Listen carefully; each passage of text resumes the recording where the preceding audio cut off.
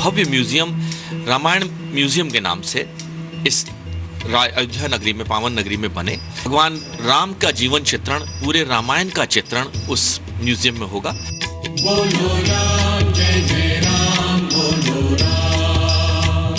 मोदी जी के आने पर राम मंदिर के निर्माण का शुभारंभ हो जाए।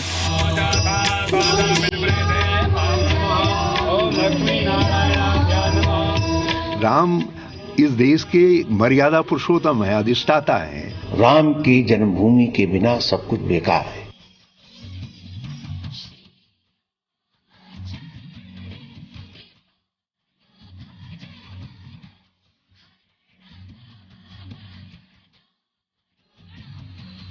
जय श्री राम नहीं कहेंगे तो क्या जय श्री बाबर कहेंगे?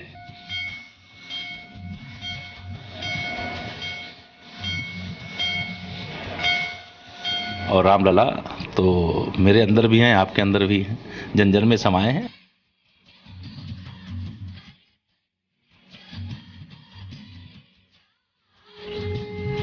भाजपा को भगवान राम के मंदिर की याद आ जाती है।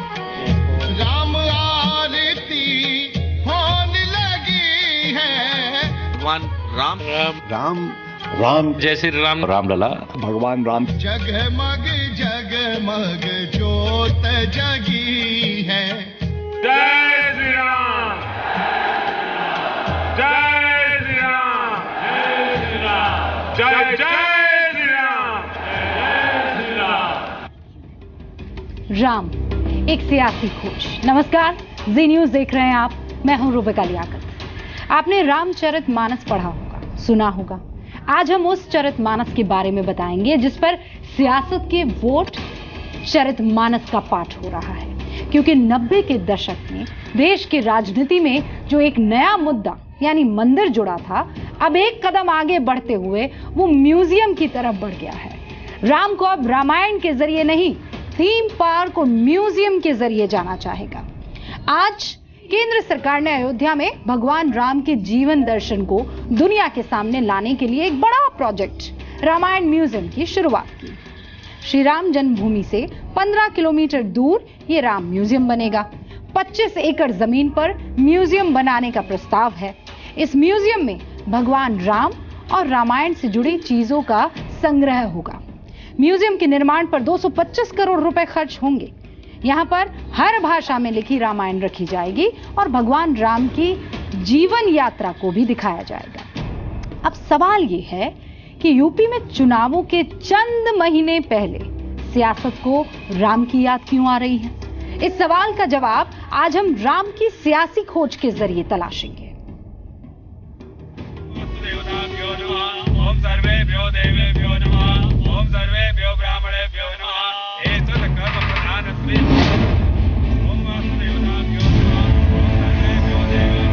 पिछले कई महीनों से देश की सियासत में राम का नाम लौटने लगा है।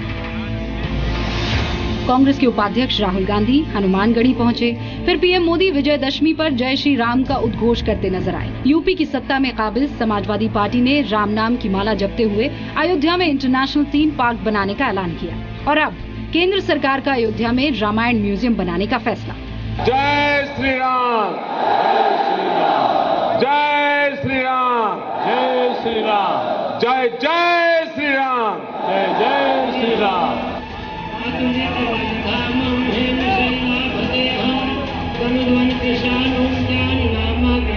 भव्य म्यूजियम रामायण म्यूजियम के नाम से इस अयोध्या नगरी में, पावन नगरी में बने।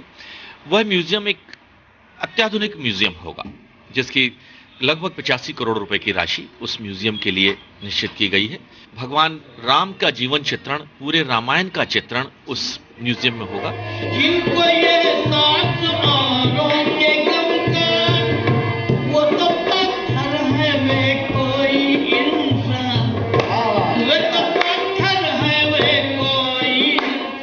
रामायण संग्रहालय की सबसे बड़ी खासियत यही होगी कि राम और रामायण से जुड़ी तमाम चीजों को इस संग्रहालय में संग्रहित किया जाएगा।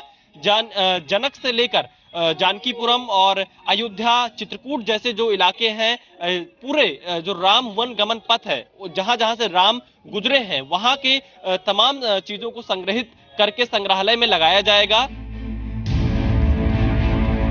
पिछले 1 महीने के भीतर देश की 3 सियासी पार्टियों का अयोध्या की ओर बढ़कर राम नाम जपना ये सवाल खड़ा कर रहा है कि क्या फिर से राम का सियासी वनवास खत्म हो गया है।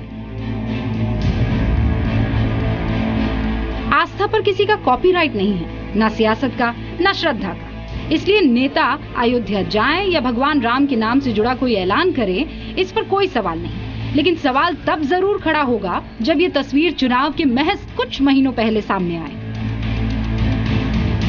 लेकिन जब तक राम की जन्मभूमि पर राम का मंदिर नहीं बनता, तब तक अयोध्या दुल्हन की तरह सजा दी जाए, इसका कोई मतलब नहीं। रामचरितमानस में भले ही राम को 14 वर्ष का वनवास मिलने की बात है, लेकिन देश की राजनीति से श्री राम को वनवास कभी नहीं मिला। हाँ, अपने अपने फायदे के लिए राम का बंटवारा जरूर कर लिया गया, कभी मंदिर के नाम पर, कभी मंडल के नाम पर और कभी कमंडल के नाम पर। हर जगह लगातार बुद्धा सर्किट बन रहा है, किसी ने ऑब्जेक्शन नहीं किया। राम के ऊपर क्यों ऑब्जेक्शन? राम आदर्श पुरुष है, हमारी आस्थाओं के केंद्र है, उन पर सवाल या निशान क्यों? सिर्फ राम के ऊपर सवाल या निशान, ये गलत है बिल्कुल। और सियासत का ये सुर दोनों तरफ से उठता रहा है, जो राम मंदिर के साथ है और जो राम मंदिर के खिलाफ है। मंत्री जो सोच रहे हैं, अयोध्या का हिंदू हो या मुसलमान हो, हर आदमी समझ चुका है कि ये एक सब मुद्दा है, एक हवा में बात कर रहे हैं और कुछ ने क्या देंगे क्या नहीं देंगे मैं नहीं जानता। अगर अयोध्या को दे रहे हैं बहुत अच्छी बात है, लेकिन ये सिर्फ इनका इलेक्शन जो 17 में इलेक्शन हो रहा है उसी के विपरीत ये सब अपना काम कर रहे हैं। लेकिन इस सियासी समर से पहले अयोध्या जहां थी आज भी वहीं खड़ी है। सरयू नदी के ये घाट राम के नाम पर राजनीति के ऐसे ही कई उतार चढ़ाव के गवाह हैं। इन 25 सालों में सरयू में कितना पानी बह गया इसका अंदाजा नहीं लगाया जा सकता, लेकिन राम मंदिर का मुद्दा आज भी वहीं खड़ा है जहां से चला था। सियासत से शुरू, सियासत पर जारी। राम इस देश के मर्यादा पुरुषोत्तम है, अधिष्ठाता है। तो अब भाजपा ने सबको बांटने की सोच रखी है। वो तो बिना बांटे उनकी राजनीति हो ही नहीं सकती। बांट करके उन्होंने दिल्ली तक पर कब्जा किया है, तो आगे भैया अब क्या क्या बांटेंगे भगवान जाने। ये मुद्दा जिंदा ही है या जिंदा किया जा रहा है, इसे समझने की शुरुआत सबसे पहले रामलला मूर्ति के साथ करते हैं। 6 दिसंबर 1992 में जब विवादित ढांचा गिराया गया, इस उद्घोष के साथ कि सौगंध राम की खाते हैं, हम मंदिर वहीं बनाएंगे, विवादित ढांचा टूटा। तब से रामलला तिरपाल में पहुंच गए। बात मंदिर और मस्जिद के विवाद से शुरू हुई, वो पीछे रह गई। रामलला के नाम पर म्यूजियम आगे आ गया। मेरी सरकार के पार्टी के लोग उचित समय पर उचित फैसला देंगे, लेकिन वह क्योंकि कोर्ट में विषय है, रामायण म्यूजियम के माध्यम से भगवान राम के चरित्र का, भगवान मर्यादाओं का, भगवान मर्यादा पुरुषोत्तम राम का, रामायण का संदेश देश के कोने में जाए, ये हमारी सोच है। और इन सब के बीच राम चुनावी चौपाल से पहुंचकर राजनीति और राष्ट्रवाद का प्रतीक बन गए। यानी चुनावी दौर में राम का नाम जुबान पर ज्यादा चढ़ने लगा और राष्ट्रवाद इस नारे से पहचाना जाने लगा कि बच्चा बच्चा राम का, जन्मभूमि के काम का। लेकिन ये ना कल तय था और ना ही आज तय है कि कौन सी सियासी पार्टी है जो राम मंदिर के साथ खड़ी है और वो कौन है जो राम मंदिर के खिलाफ है। क्योंकि जो पार्टियां ये कहती है कि बीजेपी राम मंदिर के नाम पर राजनीति कर रही है, वही अयोध्या में इंटरनेशनल रामलीला सेंटर में थीम पार्क बनाने की बात करते हैं। भाजपा परेशान थी, चिंतित थी और उन्होंने भी एक जो भगवान राम हैं उनके नाम पे म्यूजियम की घोषणा करी। और ये साफ दर्शाता है कि भाजपा केवल चुनाव से पहले भगवान राम का नाम लेती है वोटों के लिए। तो क्या ये माना जाए कि मंदिर के नाम पर बोलने वाले और चुप रहने वाले दोनों ही ध्रुवीकरण की राजनीति कर रहे हैं, सांप्रदायिक और गैर सांप्रदायिक शब्दों से राजनीतिक बंटवारा करके। 1992 से लेकर 2015 तक के हर चुनावी दौर में राम मंदिर के नाम पर यही तस्वीर सामने आ रही है। और अब उत्तर प्रदेश में चुनावों से पहले राम के नाम पर निर्माण ये सवाल खड़ा कर रहा है कि क्या ये राम नाम से यारी है या 2017 की तैयारी है। विशाल पांडे के साथ ब्यूरो रिपोर्ट, जी मीडिया, अयोध्या। इसमें किसको शक और शुबा होगा कि भगवान राम हम सबके हैं। जितने जनता के हैं उतने नेता के हैं। कई मुस्लिम मुल्कों में भगवान राम के मंदिर हैं, मूर्तियां हैं, लेकिन विडंबना देखिए साहब कि जिस हिंदुस्तान में भगवान राम का जन्म माना जाता है उसी हिंदुस्तान में राम के नाम पर सियासत जारी है। आखिर हम क्यों कह रहे हैं कि रामचरित के जरिए सियासत का वोट चरित मानस लिखा जा रहा है?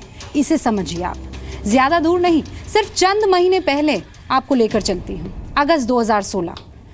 अगस्त 2016 को उत्तर प्रदेश के मुख्यमंत्री अखिलेश यादव ने लखनऊ में भजन संध्या स्थल का शिलान्यास किया और कहा कि संतों का आशीर्वाद मिला तो सत्ता मिलके रहेगी। इसके लगभग एक महीने बाद 9 सितंबर को कांग्रेस के उपाध्यक्ष राहुल गांधी अयोध्या के हनुमानगढ़ी मंदिर पहुंचे। सब कनेक्ट कीजिएगा आप। 1992 के बाद पहली बार गांधी परिवार से कोई अयोध्या गया। आखिर 24 साल बाद कांग्रेस को अयोध्या की रात याद कैसे आई? और फिर इसी के लगभग एक महीने बाद 11 अक्टूबर को पीएम मोदी लखनऊ में दशहरा समारोह में शामिल होते हैं और पीएम भाषण की शुरुआत में और आखिर में जय जय श्री राम का उद्घोष करते हैं। इसके एक हफ्ते के अंदर समाजवादी पार्टी ने 17 अक्टूबर को लखनऊ में राम कथा आधारित थीम पार्क का ऐलान किया और अगले ही दिन यानी 18 अक्टूबर 2016 को केंद्र सरकार के द्वारा अयोध्या में रामायण म्यूजियम बनाने की प्रक्रिया शुरू हो गई। जोड़ है ना आप ये सब? अब जरा एक साल पीछे चलिए, जब 2015 में समाजवादी पार्टी के मुलायम सिंह यादव ने कहा कि हमने कार सेवकों पर गोली चलाने का आदेश से हिंदू वोट खोया है। और इसी साल समाजवादी पार्टी के नेता मुनव्वर सलीम ने कहा कि कौन माई का लाल रोक लेगा मंदिर बनाने से। राम मंदिर हिंदुस्तान में नहीं बनेगा तो कहां बनेगा, ये उनके वाक्य थे। अब जरा आप फर्क करिए कि कौन सी पार्टी ऐसी है जो इस तलाश में नहीं है कि उसका राम जी करेंगे बेड़ा पार। कौन सी पार्टी? लेकिन जाहिर है ये पक्ष ऐसा भी है जो राम मंदिर के खिलाफ है, वो भी वोट बैंक है, वो तबका नाराज ना हो, इसलिए सियासत राम मंदिर के साथ भी है और राम मंदिर के खिलाफ भी है। राम मंदिर के नाम पर आज जो सियासत की जय जय सुनाई दे रही है वो चंद महीने या बीते कुछ साल की नहीं है। इसका राजनीतिक रास्ता बहुत लंबा है। ये वो रास्ता है साहब जिस पर चलकर इस देश में मंडल कमंडल ये तमाम सियासी मुद्दे पैदा हुए। आखिर राम का नाम राजनीति में पहुंचा कैसे? और एक बार जब राम के नाम पर राजनीति शुरू हुई तो उससे ऐसा क्या टॉनिक निकला कि राम का सियासी वनवास खत्म होता है तो सिर्फ चंद दिन के लिए और फिर लौट आता है वही पुराना नारा, हम मंदिर वहीं बनाएंगे। आखिर क्यों?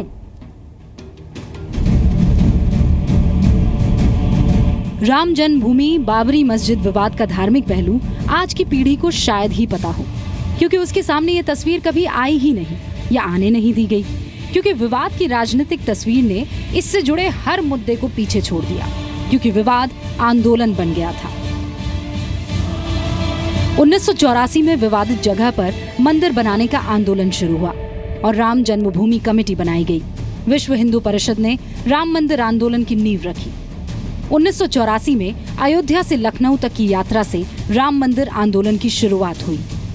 तब तक ये माना जा रहा था कि राम मंदिर आंदोलन की शुरुआत राजनीतिक आधार पर नहीं, धार्मिक आधार पर हुई थी और विश्व हिंदू परिषद अपनी राष्ट्रवादी पहचान को स्थापित करने के लिए इस मुद्दे को आंदोलन का रूप दे रहा था। वो साल था 1989, जब मंदिर मुद्दा धार्मिक विवाद के दायरे से निकलकर राजनीति के रास्ते पर आगे बढ़ने लगा। 9 नवंबर 1989 को विश्व हिंदू परिषद ने विवादित ढांचे के बगल में शिलान्यास किया। तब विश्व हिंदू परिषद के संरक्षक अशोक सिंघल ने कहा था कि यह मात्र एक मंदिर का नहीं, हिंदू राष्ट्र का शिलान्यास है। लेकिन जल्द इस घोषणा की राजनीतिक तस्वीर सामने आने लगी। उधर अखिलेश भी राम वो थीम पार्क बना रहे हैं, तो इस समय पार्कों की होड़ मची हुई है। मुख्यमंत्री अखिलेश यादव भी और मुलायम सिंह जी भी तो गोली ही चलाए थे राम भक्तों पर। अब उनसे हम क्या उम्मीद करें? लेकिन अगर अखिलेश को भी लगता है कि वो थीम पार्क बना रहे हैं राम जी का, तो उनको भी राम की जन्मभूमि के लिए काम करना चाहिए, नहीं तो उसके बगल में राम थीम के साथ वो कोई मस्जिद खड़ी कर देंगे। धीरे धीरे ये मुद्दा अयोध्या के दायरे से निकलकर विधानसभा और लोकसभा की तरफ बढ़ने लगा। जो बहस अब तक सांप्रदायिक दायरे में सिमटी थी, वो संसद की बहस में पहुंच गई। क्योंकि साल 1989 में जून महीने में बीजेपी ने पालमपुर प्रस्ताव में मंदिर आंदोलन के समर्थन का फैसला लिया और फिर भारतीय जनता पार्टी मंदिर आंदोलन के साथ खड़ी हो गई। इसी साल यानी 1989 में लोकसभा चुनाव हुए और 1984 के चुनावों में 2 सीटों पर अटकी बीजेपी 1989 के चुनावों में 85 सीट पर पहुंच गई और यहीं से आरोप शुरू हुआ कि ये ध्रुवीकरण की राजनीति है। उत्तर प्रदेश की सरकार और देश की भारतीय जनता पार्टी की सरकार दोनों ने जनता को ठगा है, छला है। ये लोग चाहते हैं कि किसी न किसी रूप में फिर से जनता के सामने जाएं और ऐसे वादों को लेकर जाएं जिसमें कोई जवाबदेही नहीं।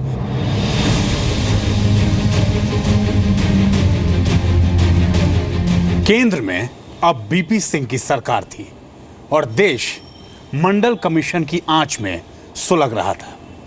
और 90 के दशक में जब देश में मंडल कमीशन का मुद्दा गरमाया हुआ था, तब लाल कृष्ण आडवाणी की रथ यात्रा ने मंडल की आग को कमंडल की सरगर्मी की तरफ मोड़ दिया। अब संघ, विश्व हिंदू परिषद और बीजेपी राम मंदिर के मुद्दे पर एक हो चुके थे। शिला पूजन और राम ज्योति यात्रा से माहौल गर्मा चुका था और इसका फायदा चुनाव दर चुनाव भारतीय जनता पार्टी को दिख रहा था। 1989 में 85 सीटों से आगे बढ़ते हुए बीजेपी 1991 में लोकसभा में 120 सीटें हासिल कर चुकी थी। 6 दिसंबर 1992 को विवादित ढांचा गिरा दिया गया था और इसके बाद देश में राजनीति पूरी तरह से 2 गुटों में बंट गई थी, सांप्रदायिक और गैर सांप्रदायिक। हालांकि वक्त के साथ ये बंटवारा धीरे धीरे कमजोर पड़ गया और इसमें सिर्फ राजनीतिक आरोप और प्रत्यारोप ही बच गए।